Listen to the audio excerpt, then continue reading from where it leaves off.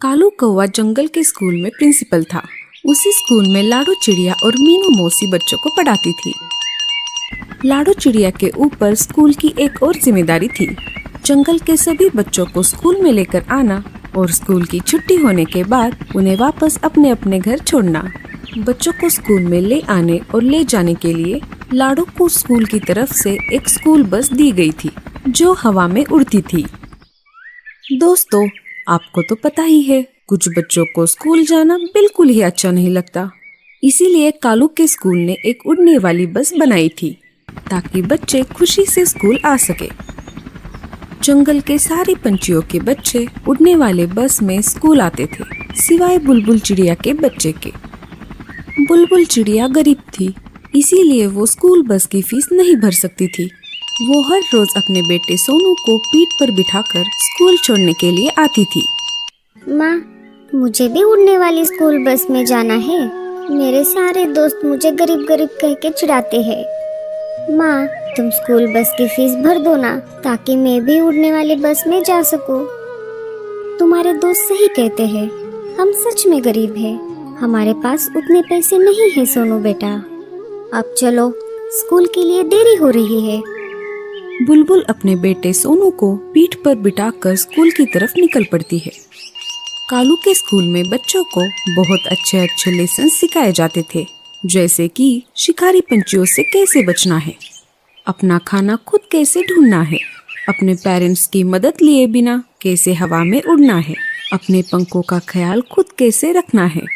मीनू मौसी, लाडो चिड़िया और कालू कौवा तीनों मिलकर बच्चों को बहुत अच्छी तरह से सब कुछ सिखाते थे। कहने को कालू स्कूल का प्रिंसिपल था, लेकिन स्कूल का मालिक एक चील था जो बहुत लालची और गुस्से वाला था। अगर कोई बच्चा स्कूल की फीस टाइम पर ना भर पाए तो वो उसे स्कूल में नहीं आने देता था। गर्मियों की छुट्टियां अब खत्म हो गई थी और फिर से स्कूल शुरू हो गया था।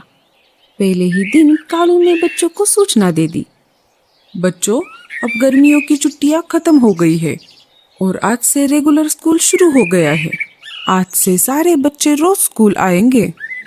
आज जितने भी बच्चे स्कूल आए हैं, मैं उनके ऊपर एक जिम्मेदारी सौंप रहा हूँ कि आज जो भी बच्चे स्कूल में एब्सेंट है उन्हें जाकर बता दो कि कल से रेगुलर स्कूल आना है। जो भी बच्चा कल से रेगुलर स्कूल नहीं आएगा तो उसे फाइन लगेगा। आप सबके समझ में आ गई ना बात? जी सर। अरे हाँ, मैं एक और बात बताना तो भूल ही गया। आज से स्कूल का नया साल शुरू हो गया है, तो कल स्कूल आते समय स्कूल की फीस जरूर लेते आना और सब बच्चे कल आते समय नया यूनिफॉर्म पहनकर आएंगे और पढ़ाई के लिए जो जो सामग्री लगती है वो भी बाजार से जाकर खरीद लेना। कालू की सूचना सारे बच्चों ने सुन ली और सारे बच्चे बहुत खुश भी हो गए, क्योंकि उनको कल एक नया यूनिफॉर्म मिलेगा, पढ़ाई के लिए अच्छी सामग्री मिलेगी। लेकिन बुलबुल चिड़िया का बच्चा सोनू कालू प्रिंसिपल की बात सुनकर मायूस हो जाता है, क्योंकि उसको पता था वो गरीब है। उसे हर साल की तरह इस साल भी पुराना यूनिफॉर्म ही पहनना पड़ेगा। बाकी के सारे बच्चे नया यूनिफॉर्म पहनकर आएंगे और सोनू को चिढ़ाने लगेंगे। स्कूल की छुट्टी हो जाती है, सारे बच्चे लाडो की उड़ने वाली बस में घर आ जाते हैं। सोनू भी अपनी माँ के पीठ पर बैठकर घर आ जाता है। माँ, आज से स्कूल का नया साल शुरू हो गया है, तो आज प्रिंसिपल सर ने सारे बच्चों को ये सूचना दी है कि कल स्कूल आते समय नया यूनिफॉर्म पहन कर आना और पढ़ाई की नई सामग्री बाजार से खरीद कर लेकर आना। माँ, चलो ना, हम बाजार जाकर आते हैं। बाजार जाकर मेरे लिए एक नया यूनिफॉर्म लाते हैं। माँ, मेरा अभी का यूनिफॉर्म तो बहुत खराब हो गया है और कई जगह तो फट भी गया है। सोनू की माँ बुलबुल चिड़िया कुछ नहीं बोलती। माँ, क्या हुआ? तुम चुप क्यों हो? कुछ तो बोलो ना माँ। चलो ना माँ, हम बाजार जाते हैं। सोनू बेटा, मुझे माफ कर दो, इस साल भी तुम्हें तुम्हारा पुराना ही यूनिफॉर्म पहनकर स्कूल जाना पड़ेगा। हमारे पास उतने पैसे नहीं है बेटा। सोनू उम्र में छोटा था, लेकिन बहुत होशियार और समझदार था। उसे अपने घर की परिस्थिति अच्छे से मालूम थी, इसीलिए सोनू ने अपनी माँ के पास यूनिफॉर्म के लिए जिद नहीं की। ठीक है माँ, कोई बात नहीं, मैं मेरा पुराना ही यूनिफॉर्म पहन के स्कूल चला जाऊंगा। लेकिन प्रिंसिपल सर ने एक और सूचना दी है कि कल आते समय स्कूल की फीस लेते आना। तभी वहाँ पर गोरी कौवी अपने बेटे के साथ आ जाती है। अरे बुलबुल, क्या कर रही हो? चलो हम बाजार जाकर आते हैं और बच्चों के लिए नए यूनिफॉर्म लाते हैं। गोरी कौवी को बुलबुल चिड़िया की परिस्थिति के बारे में पता था, लेकिन फिर भी वो जानबूझकर बुलबुल को साथ चलने के लिए कह रही थी। गोरी बहन, तुम चली जाओ, मुझे घर में थोड़ा काम है, मैं बाद में चली जाऊंगी। ठीक है, फिर मैं चलती हूँ। गोरी कौवी चली गई और बुलबुल सोच में पड़ गई। अब मैं क्या करूँ? कहाँ से भरूंगी मैं फीस? पिछली बार तो सोनू के मामा ने उसकी फीस भर दी थी, लेकिन मैं हर बार तो उससे मदद नहीं मांग सकती। मैं एक काम करती हूँ, मैं कालू प्रिंसिपल के पास ही चली जाती हूँ और उनसे विनती करती हूँ। मैं स्कूल की पूरी फीस एक साथ नहीं भर सकती, मैं साल भर में थोड़ी थोड़ी करके फीस भर दूंगी। सोनू बेटा, मैं थोड़ा बाहर जाकर आती हूँ, तब तक तुम घर में ही रहना, अकेले कहीं पर बाहर मत जाना। मैं जल्दी ही घर वापस आ जाऊंगी। ठीक है माँ। बुलबुल चिड़िया सोनू के स्कूल में आ जाती है। कालू प्रिंसिपल अपने केबिन में ही था। बुलबुल प्रिंसिपल के केबिन में आ जाती है। अरे बुलबुल बहन, अंदर आ जाओ, बताओ कैसे आना हुआ। बुलबुल चिड़िया अपनी सारी सिचुएशन कालू कौवे को बताती है। बुलबुल बहन, मैं तुम्हारे परिस्थिति के बारे में जानता हूँ। तुम्हारा बेटा सोनू स्कूल में सबसे होशियार है। तुम एक काम करो, तुम सोनू की फीस साल भर में कभी भी भर सकती हो और सोनू के नए यूनिफॉर्म का खर्चा मैं स्कूल से भर दूंगा। कालू और बुलबुल की ये सब बातें मीनू मौसी चुपके से केबिन के बाहर से सुन रही थी। आपका ये एहसान मैं जिंदगी भर नहीं भूल पाऊंगी। अब मैं चलती हूँ, सोनू घर पे अकेला है। आपको तो पता ही है, जंगल में शिकारी पंछी घूम रहे हैं। तुम चिंता मत करो, तुम निश्चिंत होकर घर चली जाओ। जैसे ही बुलबुल केबिन के बाहर आने लगती है, मीनू मौसी वहाँ से निकलकर सीधा चील के पास आ जाती है, जो उसी स्कूल का मालिक था। अरे मीनू मौसी, आइए, बताइए आज अचानक कैसे आना हुआ। जी सर, क्या बताऊँ आपको, स्कूल में आपकी गैर हाजिरी की वजह से आपके पीठ पीछे कालू कौवे ने स्कूल को धर्मशाला बना दिया है। मौसी, आप ये क्या बोल रही हो? सीधा सीधा बताओ, क्या चल रहा है स्कूल में?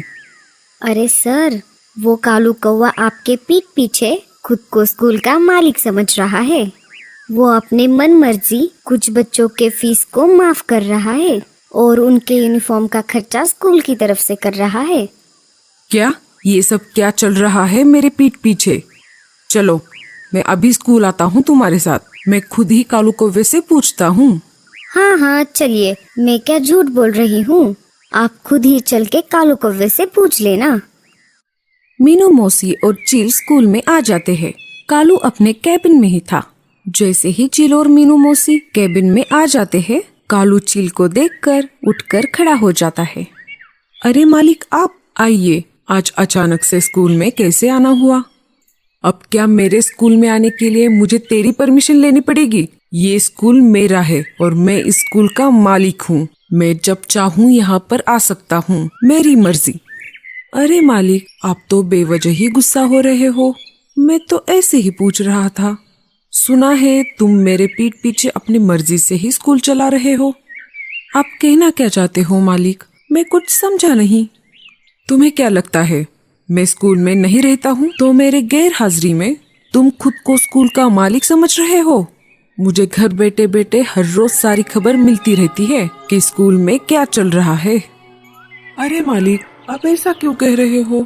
मैंने ऐसा क्या किया? मेरे कान पर एक खबर आई है, तुम बच्चों के स्कूल की फीस माफ कर रहे हो और उनके यूनिफॉर्म का खर्चा स्कूल के फंड से लगा रहे हो। मालिक, आपको कुछ गलतफहमी हो गई है। एक बार के लिए चील को कालू की बात सच लगने लगी, लेकिन मीनू मौसी ने तो ठान लिया था कि कालू कौवे को उस कुर्सी से हटाना है और खुद प्रिंसिपल बनकर उस कुर्सी पर बैठना है।